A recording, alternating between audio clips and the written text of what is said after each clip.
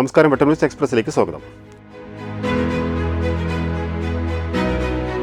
Tirur താഴെപ്പാലത്ത് traffic സംവിധാനം നിലവിൽ വന്നു. തിരൂർ നഗരത്തിലെ രണ്ടാമത്തെ സിഗ്നൽ സംവിധാനമാണിത്.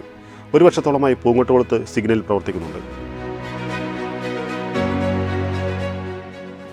തിരൂരങ്ങാടി നന്നമ്പ്രയിൽ വാഹനം തടഞ്ഞ് 2 കോടി കവർച്ച നടത്തിയ സംഭവത്തിൽ പോലീസ് തെളിവെടുപ്പ് നടത്തി. മുഖ്യപ്രതി തിരൂരങ്ങാടി സ്വദേശി തടത്തിൽ അബ്ദുൽ കരീമുമായാണ് തെളിവെടുപ്പ് നടത്തിയത്.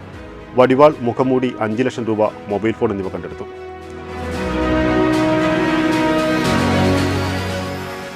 തൃക്കണ്ടിയൂർ ക്ഷേത്രക്കുളത്തിൽ മരണപ്പെട്ടയാളെ തിരിച്ചറിഞ്ഞു. തിരുവനന്തപുരം വള്ളക്കടവ് സ്വദേശി ഈഞ്ചക്കൽ ജമാലാണ് മരണപ്പെട്ടത്. തിരൂർ കുറ്റൂരിൽ ബേക്കറി സ്ഥാപനത്തിൽ ജോലി ചെയ്തു വരികയായിരുന്നു ജമാൽ. ശനിയാഴ്ചയാണ് ജമാൽ നാട്ടിൽ നിന്നും തിരൂരിലേക്ക് തിരിച്ചത്.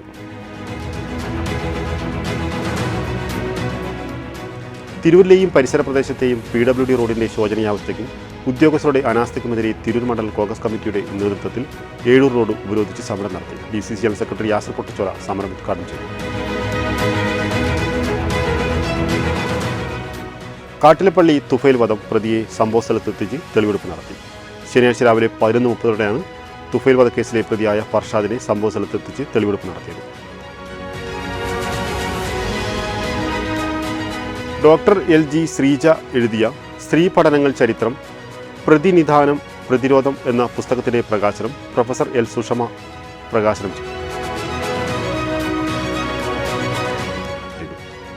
സർക്കാരിന്റെ തെറ്റായ നയങ്ങൾക്കെതിരെ KSTU ജില്ലാ കമ്മിറ്റി സംഘടിപ്പിച്ച അധ്യാപക മാർച്ചും ധർണയും കേരള സ്കൂൾ ടീച്ചേഴ്സ് യൂണിയൻ സംസ്ഥാന പ്രസിഡന്റ് KM അബ്ദുള്ള ഉദ്ഘാടനം ചെയ്തു.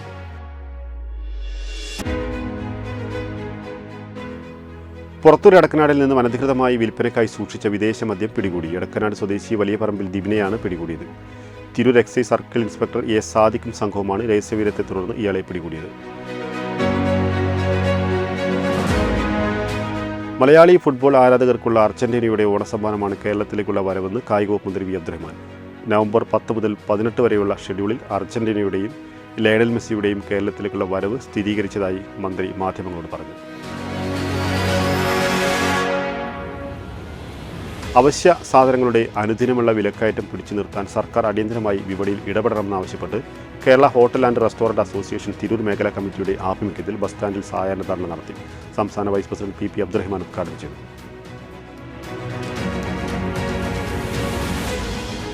തിരുനാവായ നവാമുകുന്ദ ക്ഷേത്രത്തിലെത്തുന്ന ഭക്തർ ഉപയോഗിക്കുന്ന വെള്ളം ശുചീകരിക്കുന്ന സീവേജ് ട്രീറ്റ്മെന്റ് പ്ലാന്റ് പ്രവർത്തനം തുടങ്ങി. ദിനംപ്രതി 40,000 ലിറ്റർ വെള്ളം ശുചീകരിക്കാൻ ശേഷിയുള്ള പ്ലാന്റ് 1.5 കോടി രൂപ ചെലവിലാണ് നിർമ്മിച്ചത്. ജില്ലാ പഞ്ചായത്തിലെയും തദ്ദേശ സ്വയംഭരണ സ്ഥാപനങ്ങളിലെയും മുസ്ലിം ലീഗ് അഴിമതിക്കെതിരെ പ്രതിഷേധ പ്രകടനവും പൊതുയോഗവും നടത്തി. CPMന്റെ നേതൃത്വത്തിൽ നടന്ന പരിപാടിയിൽ നിരവധി പ്രവർത്തകർ പങ്കാളികളായി.